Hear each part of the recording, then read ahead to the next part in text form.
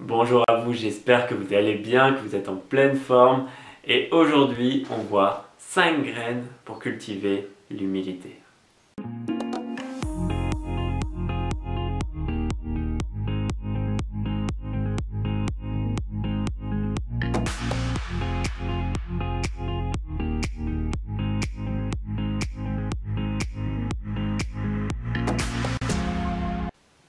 Alors pourquoi cultiver l'humilité?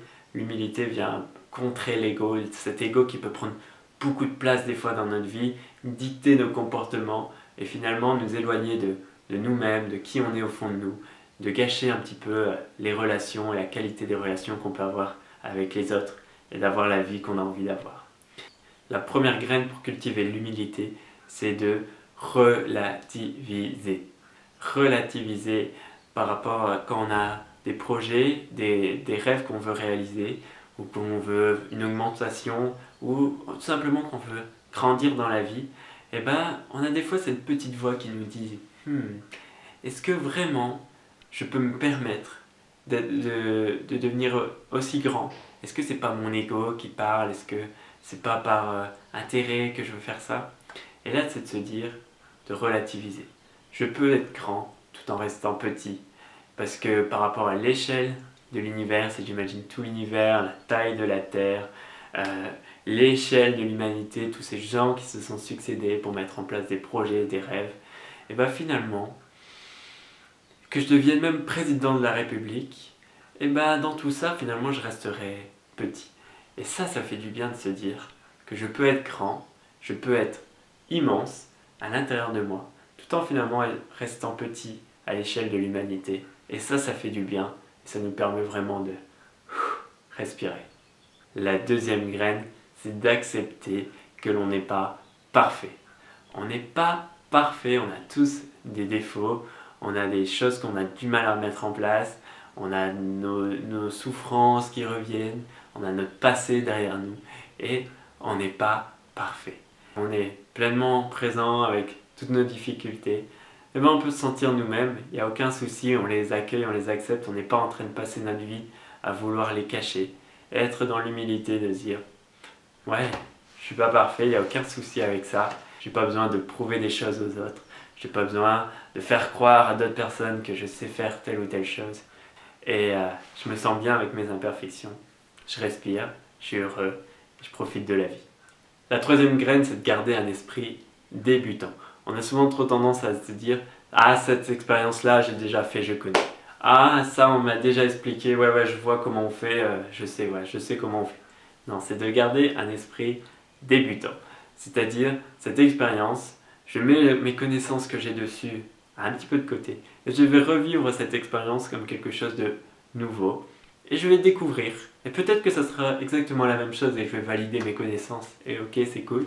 Et peut-être qu'en faisant cette expérience comme ça, je vais découvrir des nouvelles choses qui vont me permettre de profiter de cette expérience de manière différente.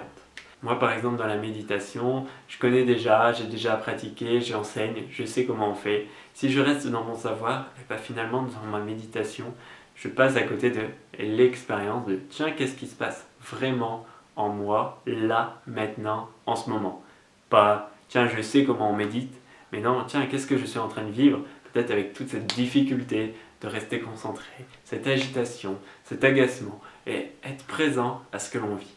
Et ça, c'est l'humilité, c'est de se dire, je laisse mon savoir de côté et je suis présent à ce que je suis. La quatrième graine, c'est de ressentir la gratitude pour les autres, pour les connaissances que les autres personnes m'ont apportées. Si j'ai toutes ces connaissances aujourd'hui, dans ma vie, c'est que ça a été un ensemble de connaissances que j'ai appris par les autres. Par mes parents qui m'ont éduqué, un enseignant qui m'a transmis ces connaissances, par des vidéos que j'ai vues sur internet, par des discussions que j'ai eues avec des amis. Et toutes les connaissances que j'ai là maintenant, finalement c'est un ensemble de connaissances qui a été partagé par les autres. Et donc finalement, on peut lâcher un petit peu l'ego de nos connaissances, car tout ce que l'on sait, ça vient aussi des autres.